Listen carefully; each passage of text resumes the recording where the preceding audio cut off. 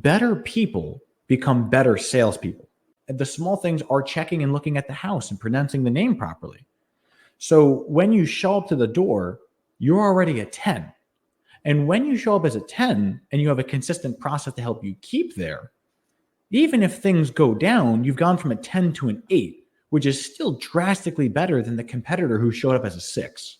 Now, as far as all the individual processes go, I personally believe that you need to be prepared almost like a Swiss Army knife. The next call can be an opportunity call.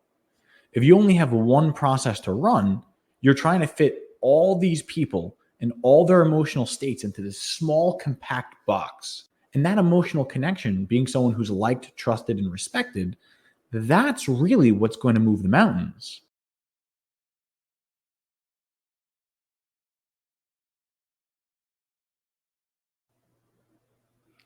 Hello, hello, hello, and welcome back to another episode of Electricpreneur Secrets, the Electricians podcast, where me and my homie, Joseph Lucani, happy birthday, Joe, we're going to get into that in a second, show up for you guys 5 days a week, even on our birthdays, to help you master sales, simplify pricing, and deliver premium level electrical service. Brother, how are you doing today?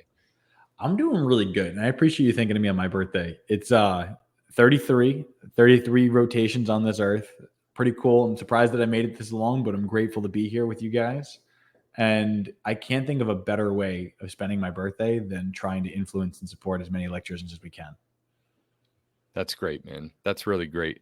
I myself can appreciate that you're here on this day, your birthday, as I like to show up on mine too and keep working. It's just another day of the week. Unless it lands on a weekend, then I take it off. But typically, man, we just keep showing up. We just keep helping.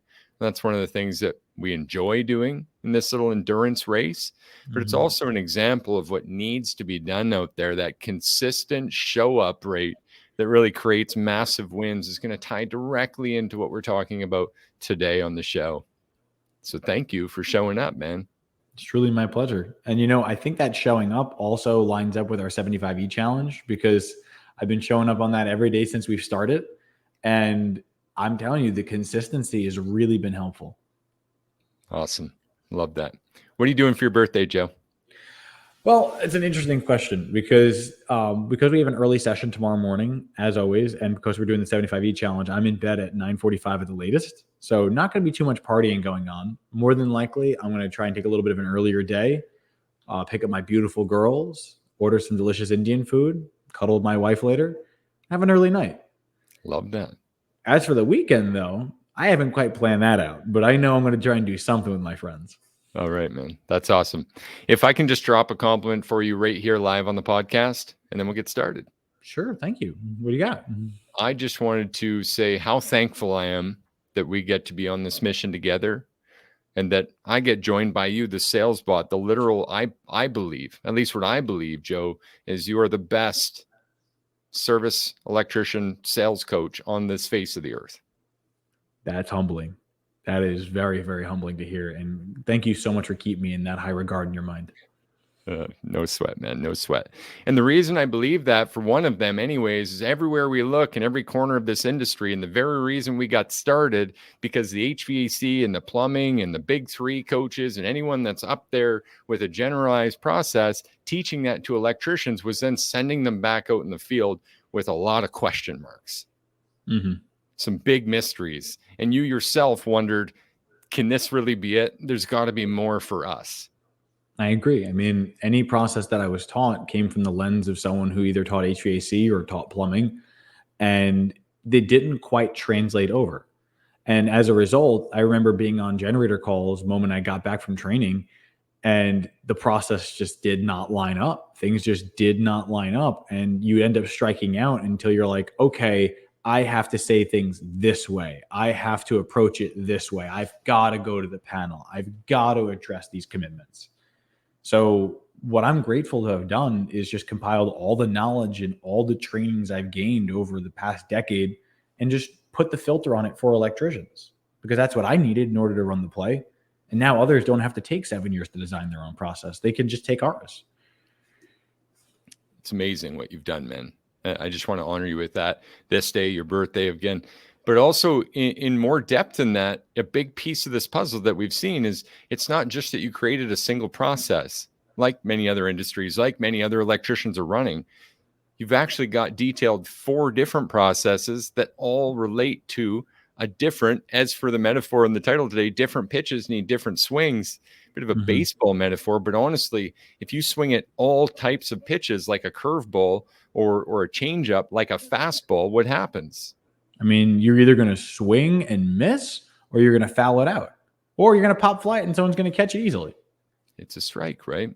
Mhm. It's not helping you, and it wouldn't help baseball players, and it wouldn't help hockey teams to not study the other team and what they're doing and adapt their play, and it wouldn't help MMA and martial arts to not study the opponent and know what to expect so that they can adapt their process and run the solid play. And if you didn't do that, you'd never have the level of champions that we have today. And so how could service electrical be any different when we know that a demand call where there's something wrong Mhm. versus an opportunity call where you might have heard before, hey, I'm going to get a few quotes here, just so you Mhm. know, I'm going to get a few estimates before we decide. How could we ever run the same play between those calls? The only way you can run the same play is if you don't take in consideration the emotional situation the customer is in. Someone who's trying to get a quote for something, it's not usually an immediate emergency. There's nothing there that says I have to do this today. So as a result, their emotions are in a different place. They're able to view things differently. Compared to someone who's in a demand call, they have no power. A tree came down, took out their power lines, or the GFI that's controlling their coffee pot at 5:30 in the morning, which I'm sure other parents can raise their hand and be like, you need that. So you treat them differently to get to the same conclusion, which is the customer saying, yes, I want to invest in this with you because I feel that you understand me better than others do. Really interesting. And that alone actually represents decay in a company across multiple positions, not just the tech at the doorstep. Correct. You got a For lot of different instance, situations. if your CSR is unable to recognize the different calls, different needs, or Mhm. whoever's answering the phone, God forbid it's you still, and we're not differentiating that, then you might end up or find yourself in a place where A, you don't have trip charges for any types of calls, which would be Mhm. dangerous, or B, you've got the same trip charge, diagnostic, call out fee, whatever you want to call it, for every type of call. And that alone is going to keep people away because when you think about it, what's the main thing you're trying to get accomplished when you call someone? Obviously, you want them to get on the calendar, but when you're calling with something wrong, you want them to have a situation where they say, yeah, they're hearing me. All right. Yeah, they get it. Okay. They understand. This is the kind of person I want to work with. I want to work with people that when I call and I say there's something wrong, their first thought is not, okay, well, I could be there next week. It's, oh my God, I'm sorry you're going through that. Is everyone okay? Well, I don't want you ever to have to experience that again. That's why we made working with us so easy. And this is how we can get you on the calendar.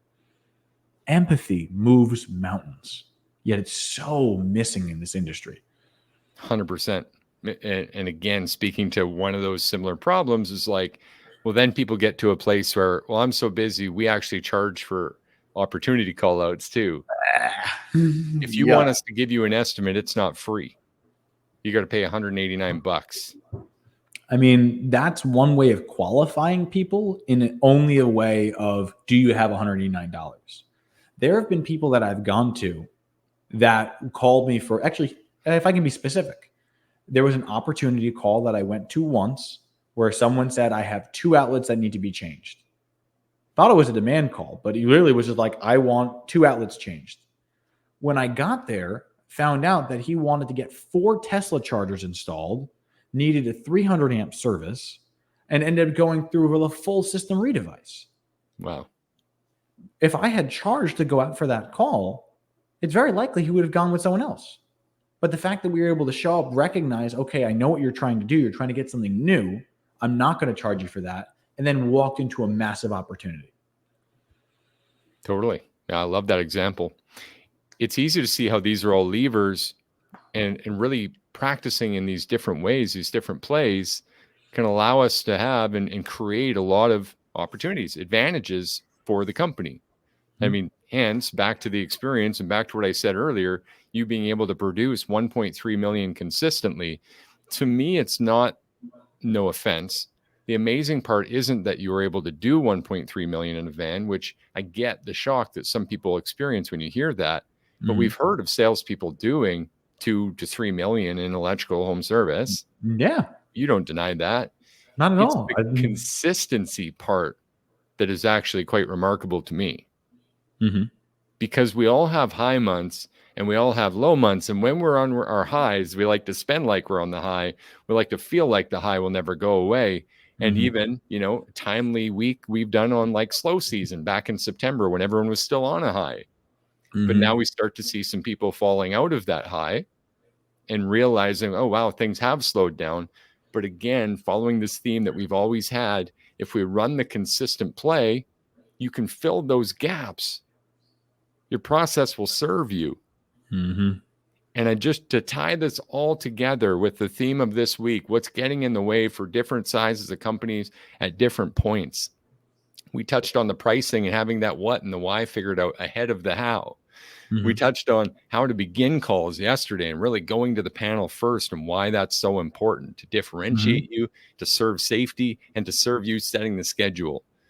And now, kind of full circle, we're right back to the front door, as it were, on a value piece that we've given away to many, and describing how it really, even from there, and just having different processes and understanding the different needs of these can serve you at a higher level.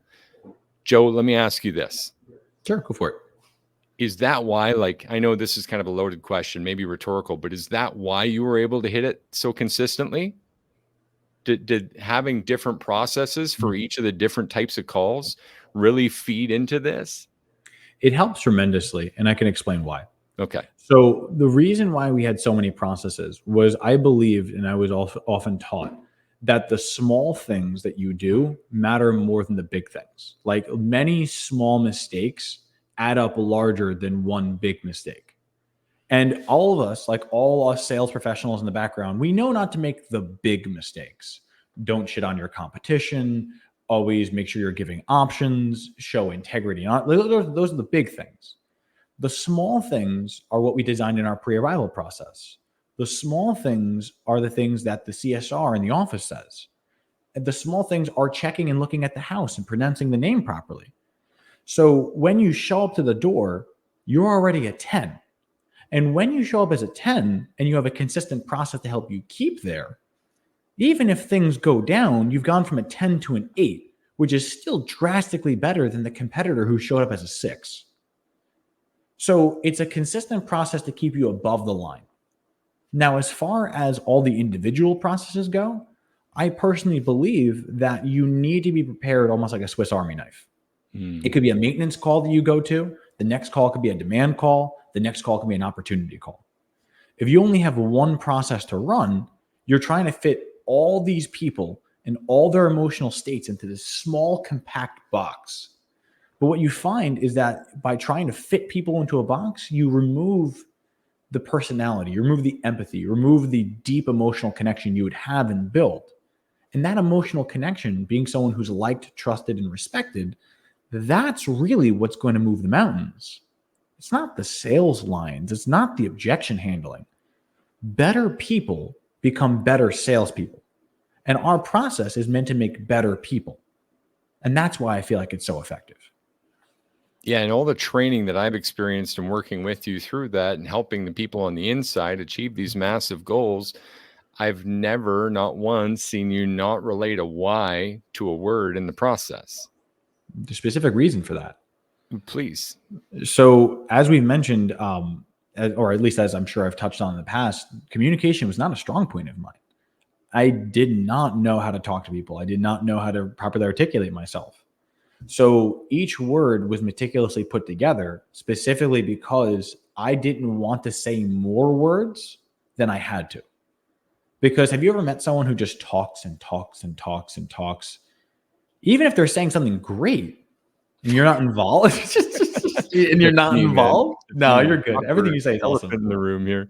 No, it's all right. But like when you're always talking and a relationship is one-sided, the value shifts. You become more of a pest than you become a help. So I wanted to reduce the talking time that I had while making the times I did talk be impactful. So as a result, each word, each part of the process was like, I need to communicate this so that at the end of the call, I can handle this. If I don't have that, I'm good. I'm just going to stick to my process, and that's going to help me funnel it. Nice. I like that. I've got a bit of a deep question. I don't think I've ever asked you about this. Sure. But in the development of this, how did you keep your thoughts organized in a way that you could recognize the next change, the next difference that you needed to make as you were developing this process? Failure is the best teacher. So like when I first started off, like I'd say 2013, trying to get it all together, I only did 90,000 in sales for the first year. Mm-hmm. And the reason why was I was trying to be liked by everyone instead of being able to serve everyone. And the first thing that happened was I made a lot of really good friends. Some of my first customers are still my friends, but that didn't mean that they led to lasting business relationships. Those failures, I was able to look at because we were broke as a joke. Money had to come from somewhere, which means you don't just keep repeating the same thing that got you the bad result. So I would look at it and say, okay, after a year, this is what we've seen. This is what I've seen happen. What would I change? What outcome do I want? Once I know the outcome, which was I don't want people to ask it to be emailed over. Yeah. I don't want to be left in slow season. I don't want to get, I'll think about it and leave it. Like all those objections, I try to reverse engineer and say, when I was getting these objections, what would I want to say to combat it? So instead of coming up later, I was like, what can I put in the process at the beginning that would help me get that answer so that when they gave me the objection, I could have something to give back? Brilliant. Does that make sense? It does. Awesome. What would you say now that we're deep diving? If someone's watching this right now, like James, who's with us, said happy birthday too, by the way. Thank you, James. I appreciate you, brother. If James or anyone else watching this, either live in the Facebook group with us right now or afterwards, is feeling like, well, what's the sample size before an adjustment? Mm-hmm. Like trying to get more granular with how to bring this out into their own process. Maybe they don't want hours. They don't want to buy anyone. They just want to make their own and go through the 7 to 10 year process that you've been on to get to where we're at today. They're not interested in cutting the time off. They're really interested in how do I articulate my offer, that sales process, and when do I change it? Is there sort of a sample size rule that you use there, Joe? That's a hard question to ask because what you're realistically asking is if they didn't have a process and they were making their own process, how would they know their sample size? I wouldn't have an answer if they're running their own process. If they ran our process, I could give you a more definitive because after every parallel. Yeah, sure. Every single call we run something afterwards called a post-call fact. The post-call fact reviews everything in the process as well as the individual nuances that could happen in this call. What are the names, the pet names? What was their motivating factors? What was it? How did you appear non-threatening? All those individual things, as well as the call type that you ran. After a month, you know whether the money's in the bank or it's not. You just do. It's either I got paid this month or we're hurting this month or moving it sideways. Yeah. If that's the case, you would have a pile of post-call facts. And you could say, this is went right on the calls I sold. This is what happened with the calls I didn't sell. What are the consistencies between the two of them? What did I do right on the calls that wanted to buy? Was it only demand calls? Was it only opportunities? Was it only maintenance? Was it only at certain price points? And at the ones that you didn't sell, say, okay, well, I know what worked. What about these calls didn't help? Now, it doesn't mean that you're gutting your process every month, but at least having the data, you can run it. You can say, okay, every pool job I've had this month, I've lost. Why? Okay, well, everyone said that I was $3,000 too much. Okay, I can't lower my price because I need this. I either stop doing pools or I have to say, what can I do to add value to equate to that $3,000 gap? So knowing the numbers, knowing the facts will help you set you free. You know what I love about what you're saying there is And this is the science of that KPI and having the numbers out and being able to create data sets, information sets, because that knowledge, once organized, can become actionable power. And so as soon as you mention it like that, now I'm feeling like what came to my mind, I'm imagining it's not just you at the table anymore. You can have other people collectively helping you imagine the improvements or changes of a process based on the actual facts. Like you said, well, we didn't sell many pools this month. We had 6 pool opportunities, none of them sold, and they all faced this objection. Exactly. Oh, wow. Well, what would we work on then? That type of call and that objection, right? So I love how you said that. It really takes a lot out of this.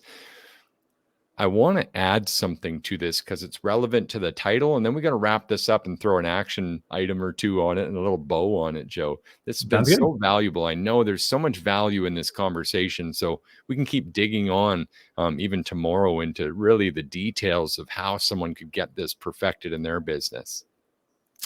We mentioned this metaphor of, and maybe even the simile in introducing the word like, but of the athletic components of mastery and how we would review the tape.